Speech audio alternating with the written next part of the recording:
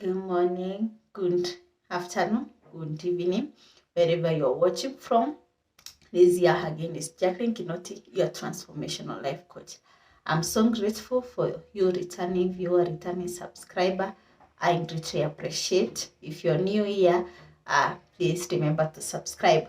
So today I will be talking about signs of emotional abuse. There are so many people who say they are being emotionally abused, or so many people even are not aware if they are being emotionally abused. They think it is okay because of maybe how they have been brought up. They think this is okay, this is how relationship shouldn't be, this is how marriage shouldn't be. But to know if you're being emotionally abused, there are those signs that you can able to look at, or you can able to identify, so that you can gain this awareness if maybe someone is abusing you emotionally. And maybe you're in a relationship or in marriage. This can help you in a great way so that you can seek help in addressing the emotional abuse. So first sign is controlling. If someone is controlling every activity that you do, what you need to wear, what you need to do, everything that you have to follow, or this person has to do, despite you being unwilling to do it, then that is the sign of emotional abuse.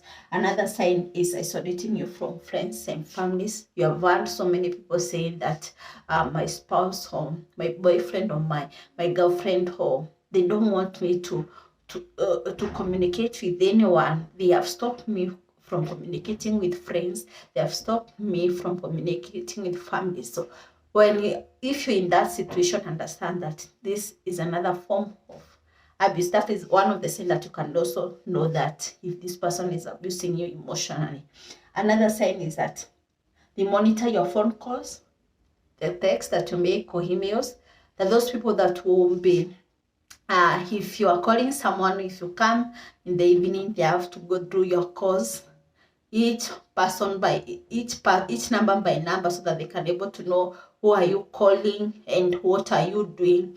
And so there is, to that extent, that it's too much, that those people go to the extent of calling those people to know who they are, and also giving them warning, also abusing them or insulting them. So if you're in that kind of a relationship or kind of marriage, understand that that is one sign of emotional abuse. Another one is threatening suicide if you leave.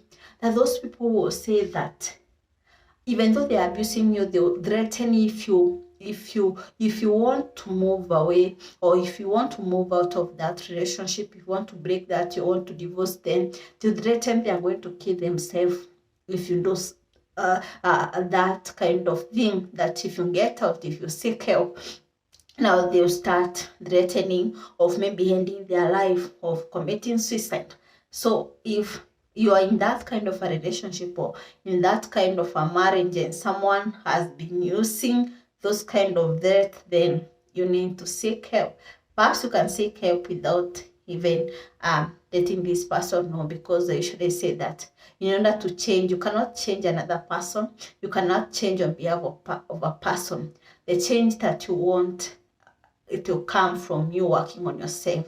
And that means that you have to change on yourself. You have to put work, or you have to do the work on yourself, not the other partner.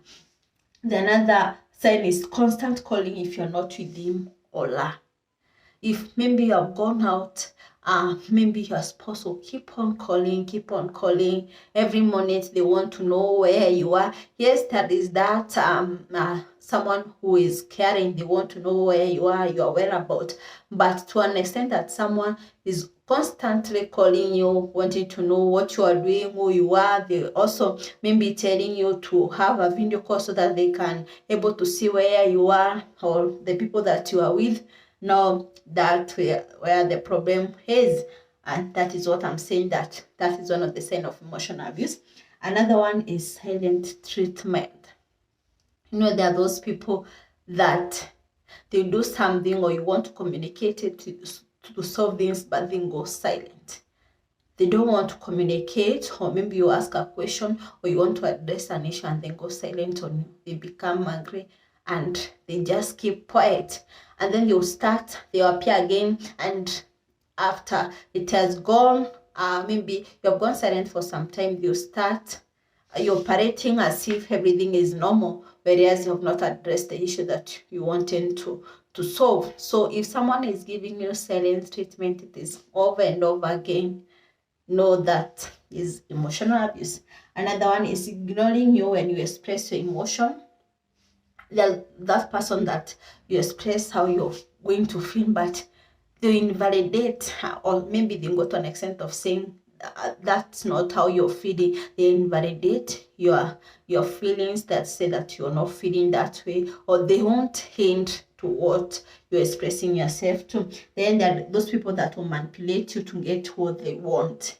A person who is manipulative, they'll always use something maybe against you. If you won't do this, then I won't do this. And the thing that they want you to do is maybe something that is against your values, or maybe something that you're not willing to do. And so if someone is manipulating you or to do something that you don't want them, understand that is one of the signs of emotional abuse.